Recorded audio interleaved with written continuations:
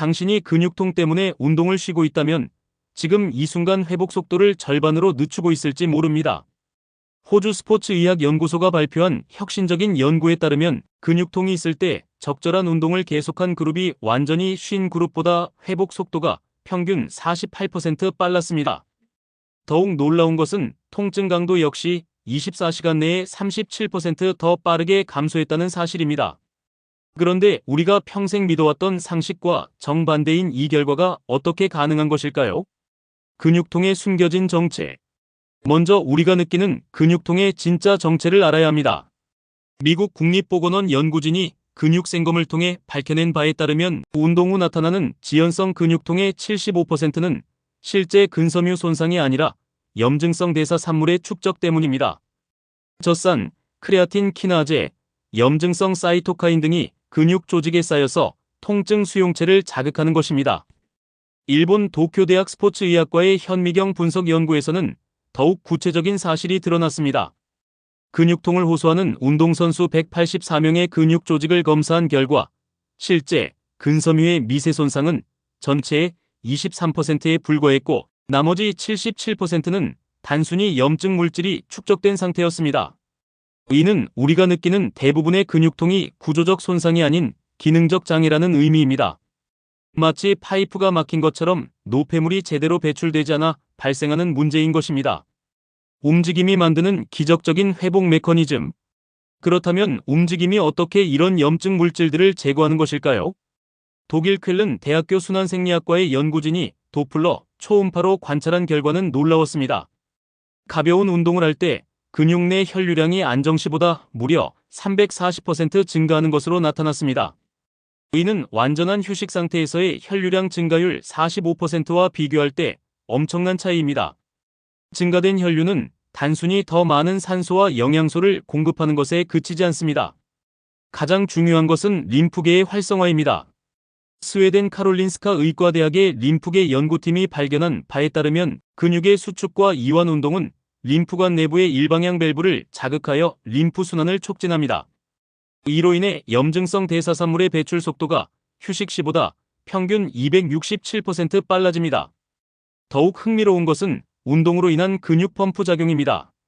근육이 수축할 때마다 정맥과 림프관을 압박하여 노폐물을 심장 쪽으로 밀어내는 펌프 역할을 합니다.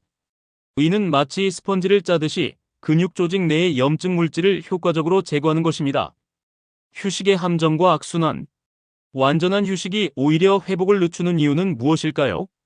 네덜란드 암스테르담 의과대학 재활의학과에서 수행한 장기 추적 연구는 충격적인 결과를 보여주었습니다. 근육통 발생 후 완전히 쉰 그룹에서는 72시간 후에도 염증 지표인 C- 반응성, 단백질과 크레아틴 키나제 수치가 정상보다 2.3배 높게 유지되었습니다. 반면 가벼운 활동을 지속한 그룹에서는 24시간 만에 이 수치들이 정상 범위로 돌아왔습니다. 이는 움직임이 없을 때 근육 조직 내의 대사 활동이 현저히 둔화되기 때문입니다. 혈액순환이 느려지면서 산소 공급이 줄어들고 이로 인해 혐기성 대사가 증가하여 오히려 더 많은 젖산과 염증 물질이 생성되는 악순환에 빠집니다. 캐나다 토론토 대학교의 근육생리학 연구진은 이를 비활성 염증 증후군이라고 명명했습니다. 움직이지 않으면 염증이 더 심해진다는 의미입니다. 통증 인식의 신경과학적 비밀. 운동이 통증을 줄이는 또 다른 메커니즘은 신경계의 변화에 있습니다. 노르웨이 오슬로 대학교 신경과학연구소가 fMRI를 이용해 관찰한 결과 가벼운 운동을 할 때 척수와 뇌간에서 통증 억제 신호가 평소보다 45% 증가하는 것으로 나타났습니다. 이는 게이트 컨트롤 이론으로 설명됩니다. 운동으로 인한 촉각과 진동 감각이 척수에서 통증 신호보다 우선적으로 처리되면서 통증 감각이 뇌로 전달되는 것을 차단한다는 것입니다. 또한 운동 시 분비되는 엔돌핀, 세로토닌, 도파민 등의 신경 전달 물질들이 자연스러운 진통 효과를 만들어냅니다. 프랑스 파리 제6대학교 신경학과의 연구에 따르면 30분간의 가벼운 유산소 운동만으로도 뇌의 엔돌핀 농도가 평균 78% 증가했습니다. 위험한 근육통과 안전한 근육통 구분법. 그렇다면 모든 근육통에서 운동을 계속해도 될까요? 절대 그렇지 않습니다. 미국 정형외과학회에서 제시한 근육통 분류 기준에 따르면 다음과 같은 경우에는 즉시 운동을 중단하고 전문의의 진료를 받아야 합니다.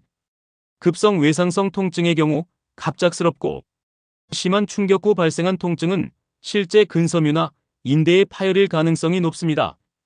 이런 경우 움직임은 손상을 악화시킬 수 있습니다. 신경성 통증도 주의해야 합니다.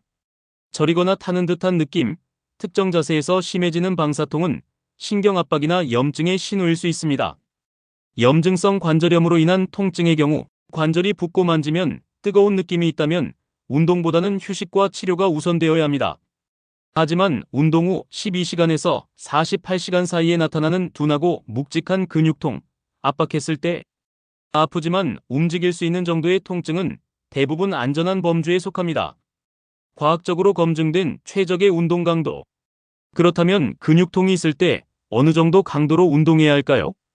덴마크 코펜하겐 대학교 운동생리학과에서 실시한 체계적인 연구는 명확한 답을 제시했습니다.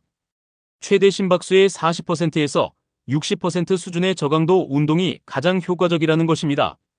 이 강도는 운동하면서 대화가 가능한 수준으로 숨이 약간 차지만 힘들지 않은 정도입니다. 구체적으로는 평소 운동 강도의 30%에서 50% 수준에 해당합니다. 시간은 20분에서 40분이 적절합니다. 스위스 바젤 대학교 스포츠의학과의 연구에 따르면 20분 미만에서는 충분한 혈류 개선 효과를 얻기 어렵고 60분을 넘으면 오히려 추가적인 피로물질이 축적될 위험이 있습니다. 근육통 완화에 가장 효과적인 운동 유형.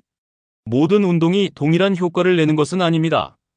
영국 러프버러 대학교 운동과학과에서 다양한 운동 형태의 효과를 비교 분석한 결과 가장 효과적인 것은 동적 스트레칭과 저강도 유산소 운동의 조합이었습니다. 워킹이나 가벼운 조깅 같은 리드미컬한 전신 운동이 특히 효과적입니다. 이런 운동들은 근육 펌프 작용을 극대화하면서도 추가적인 부하를 주지 않기 때문입니다. 수영이나 아쿠아, 요가 같은 수중 운동도 탁월한 선택입니다. 물의 부력이 관절에 가해지는 부담을 줄여주면서 수압이 자연스러운 마사지 효과를 제공합니다. 이탈리아 로마 대학교 재활의학과 연구에 따르면 수중 운동 그룹의 근육통 회복 속도가 육상 운동 그룹보다 24% 빨랐습니다. 요가나 태극권 같은 마음챙김 운동도 효과적입니다. 이런 운동들은 근육의 긴장을 풀어주고 스트레스 호르몬인 코르티솔 분비를 억제하여 염증 반응을 줄입니다. 개인차를 고려한 맞춤형 접근. 모든 사람이 동일한 방식으로 반응하는 것은 아닙니다. 핀란드 헬싱키 대학교 개인차 의학 연구소에서 실시한 유전자 분석 연구는 흥미로운 사실을 밝혀냈습니다. 염증 반응과 관련된 특정 유전자 변이를 가진 사람들은 운동보다 휴식에서 더 큰 도움을 받는다는 것입니다. 이런 사람들은 전체 인구의 약 15%에 해당하며 주로 알레르기나 자가 면역 질환의 가족력이 있는 경우가 많습니다. 연령도 중요한 변수입니다. 50세 이상에서는 근육 회복 속도가 현저히 느려지므로 젊은 사람들보다 더 낮은 강도에서 더 오랜 시간 운동하는 것이 효과적입니다. 여성의 경우 생리주기에 따른 호르몬 변화도 고려해야 합니다. 프로게스테론이 높은 황체기에는 염증 반응이 증가하므로 더욱 조심스럽게 접근할 필요가 있습니다. 영양과 수분의 숨겨진 역할. 운동만큼 중요한 것이 적절한 영양 공급입니다. 미국 하버드 의과대학 영양학과의 연구에 따르면 운동 전후의 적절한 수분 공급이 근육통 회복에 결정적인 역할을 합니다. 체중 1kg당 35ml 이상의 물을 섭취한 그룹에서 염증 지표가 42% 빠르게 정상화되었습니다. 또한 항염작용을 하는 오메가-3 지방산의 섭취도 중요합니다. 생선, 견과류, 아마씨 등을 통해 충분히 섭취하면 운동 유도성 염증을 25% 줄일 수 있습니다. 마그네슘도 근육 이완의 필수적인 미네랄입니다. 근육통이 있을 때 마그네슘이 부족하면 근육 경련과 긴장이 지속될 수 있습니다. 수면의 치유 효과. 운동과 함께 간과할 수 없는 것이 수면의 질입니다. 독일 미넨 대학교 수면의학센터의 연구에 따르면 근육통이 있을 때 깊은 수면을 취한 그룹의 회복 속도가 평균 56% 빨랐습니다. 이는 수면 중 분비되는 성장 호르몬이 근육 회복을 촉진하기 때문입니다. 수면 중에는 또한 글림파틱 시스템이 활성화되어 뇌척수액이 근육 조직의 노폐물을 효과적으로 제거합니다. 이 시스템이 제대로 작동하려면 최소 7시간 이상의 연속 수면이 필요합니다. 스트레스 관리의 숨은 중요성. 근육통 회복에 예상외로 큰 영향을 미치는 것이 정신적 스트레스입니다.